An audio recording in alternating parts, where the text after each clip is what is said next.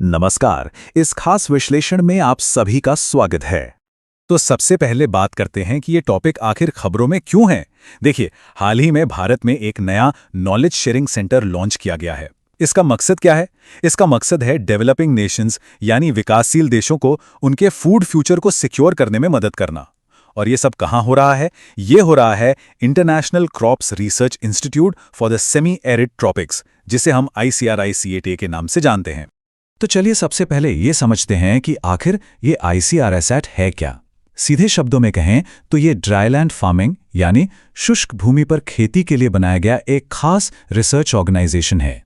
ICRISAT का पूरा नाम है International Crops Research Institute for the Semi Arid Tropics. ये एक non profit agricultural research organisation है जिसका हेडक्वार्टर भारत के हैदराबाद शहर में है। और इसका मेन फोकस, जैसा कि नाम से ही पता चलता है, ड्राई और सेमी एरिड रीजन्स में खेती पर है।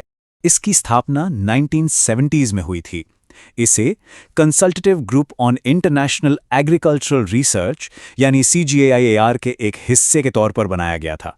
और इसका लक्ष्य बहुत साफ था, उन इलाकों में खेती से जुड़ी समस्याओं को सुलझाना जहां बारिश बहुत कम होती है। तो अब बात करते हैं इसके मिशन की। इसका मिशन है ड्राई लैंड्स में, मतलब शुष्क भूमि में खेती के दौरान आने वाली सबसे मुश्किल चुनौतियों से निपटना।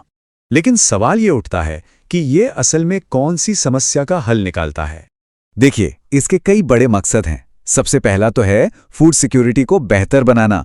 और ये कैसे करता है? खासकर ड्राई लैंड्स में जो छोटे किसान हैं उनकी मदद करके। इसके अलावा ये मिलेट्स और पल्सेस यानी बाजरा और दालों जैसी क्लाइमेट रेजिलिएंट फसलों को बढ़ावा देता है, मतलब ऐसी फसलें जो मौसम के बदलाव को झेल सकें। और हाँ, पानी का सही इस्तेमाल और सस्टेनेबल फार्मिंग के तरीकों पर रिसर्च करना भी इसके काम का एक अहम हिस्सा है। अच्छा, ICRISAT का काम सिर्फ भारत तक ही सीमित नहीं है, इसका असर ग्लोबल है।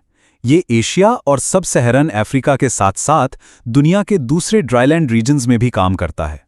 ये वो इलाके हैं जहां सूखा और खराब मिट्टी जैसी चुनौतियां बहुत आम हैं। चलिए अब नजर डालते हैं इसकी कुछ बड़ी उपलब्धियों पर। ये वो उपलब्धियां हैं जो इनोवेशन और इम्पैक्ट की एक जबरदस्त कहानी कहती हैं। साल था 2021 जब ICRISAT को बेहद प्रतिष्ठित अफ्रीका फूड प्राइज से सम्मानित किया गया। ये अवार्ड अफ्रीकन एग्रीकल्चर में इसके शानदार योगदान को एक पहचान देता है।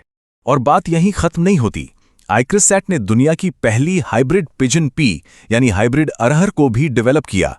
ये अपने आप में एक रेवोल्यूशनरी क्रॉप है जिसने किसानों की इनकम को कई गुना बढ़ाने में मदद की है। तो ये तो थी इसकी उपलब्धियां। अब आते हैं उस ताज़ा खबर पर जिसने इसे चर्चा में ला दिया है, और वो है नया सेंटर ISRCA। ये ग्लोबल कोऑपरेशन में एक बिल्कुल नया चैप्टर है। तो ये सेंटर बना कैसे? देखिए, इसमें ICRISAT ने पार्टनरशिप की है research and information system for developing countries यानी RIS के साथ।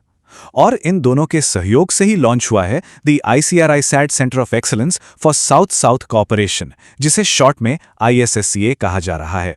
अब इस पूरी पहल में भारत की एक और इनिशिएटिव की बहुत अहम भूमिका है, जिसका नाम है दक्षिण। दक्षिण का पूरा नाम है development and knowledge sharing initiative. ICRISAT ने इसके साथ एक मेमोरेंडम ऑफ अंडरस्टैंडिंग भी साइन किया है। इसका मकसद ट्रेनिंग और डेवलपमेंट पार्टनरशिप्स के जरिए विकासशील देशों के बीच सहयोग को और मजबूत करना है। तो यहां बार बार एक टर्म आ रहा है, साउथ साउथ कोऑपरेशन। चलिए अब इसे समझते हैं कि ये आखिर है क्या, और ये डेवलपमेंट का इतना पावरफुल मॉडल क्यों माना जाता है। तो सवाल वही है कि आखिर ये साउथ साउथ कोऑपरेशन है क्या चीज। साउथ साउथ कोऑपरेशन असल में एक कोलैबोरेटिव मॉडल है। इसमें ग्लोबल साउथ यानी दुनिया के जो विकासशील देश हैं वो नॉलेज, टेक्नोलॉजी और प्रैक्टिकल सॉल्यूशंस को आपस में शेयर करके एक दूसरे की मदद करते हैं। इसको ऐसे समझिए, मान लीजिए एक देश ने सूखे से निपटने का कोई कारगर तरीका खोज निकाला है, तो वो देश अपनी तकनीक और अनुभव उस दूसरे देश के साथ साझा करेगा जो इसी तरह की समस्या से जूझ रहा है। यही है साउथ साउथ कोऑपरेशन का मूल सिद्धांत।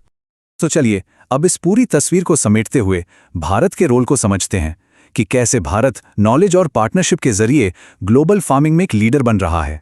तो आखिर में ये सब इतना जरूरी क्यों है? इसके कुछ बड़े कारण हैं।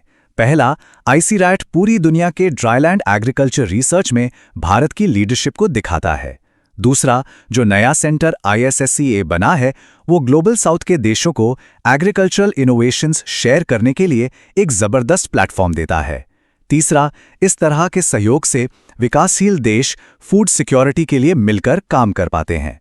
और सबसे आखिर में, ये सीधे सीधे ग्लोबल पार्टनरशिप्स के लिए भारत के दक्षिण विजन को सपोर्ट करता है।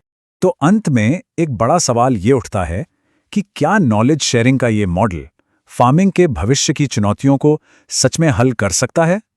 ये विश्लेषण देखने के लिए आपका धन्यवाद।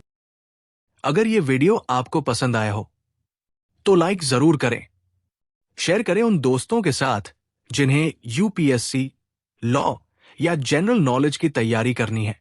और हां, सब्सक्राइब करें। आप अपने सुझाव या सवाल नीचे कमेंट में लिख सकते हैं। UPSC एंड कॉम्पिटिटिव एग्जाम की गाइडेंस या मेंटरशिप के लिए संपर्क करें। Our contact information is given in description. धन्यवाद। मैं हूं कृणाल ठाकुर। मिलते हैं अगले भाग में। जय हिंद।